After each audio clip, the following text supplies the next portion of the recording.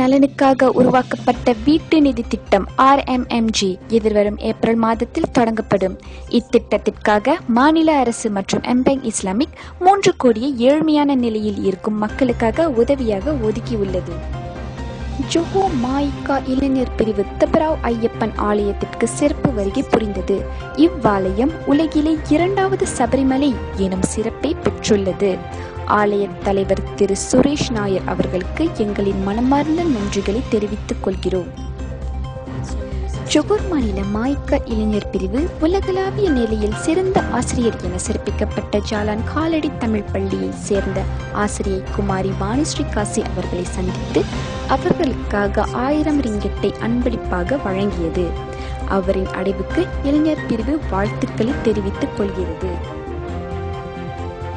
மாநில அளவில் ஆங்கிலம் நீளம் பிரித்து பெற்ற மாணவி ஸ்ரீலேகா ராஜகுமாருக்கு மாயிகா இளைஞர் பிரிவு மனமார்ந்த வாழ்த்துக்களை தெரிவித்துக் கொள்கிறது.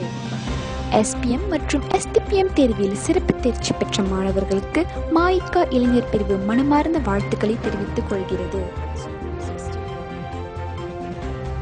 நாங்கள் 2000 ரிங்கிட் மதிப்புடைய வீட்டு பத்திரத்தை தொழில் கல்விக்காக விருப்பமுள்ள மாணவர்களுக்கு வழங்கியுள்ளோம் என்று டத்தோ முகமது கலீத் நொர்டின் கூறியுள்ளார்.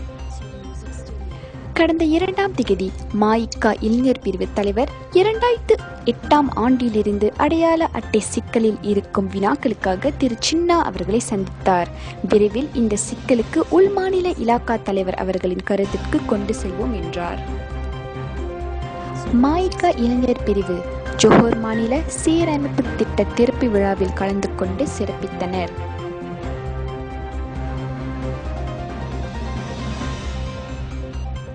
ஜொஹோர் மாநில மாயிகா தொகுதி இளைஞர்களாகிய நாங்கள் இவ்விரு பணிகளையும் கருத்தில் கொண்டு கருத்துக்களில் அடங்கியுள்ள உண்மைகளையும் அறிந்து செயல்படுவோம்.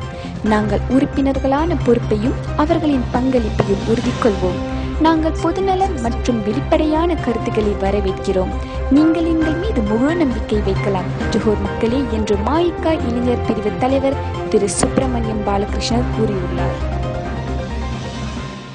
மிக்க நன்றி.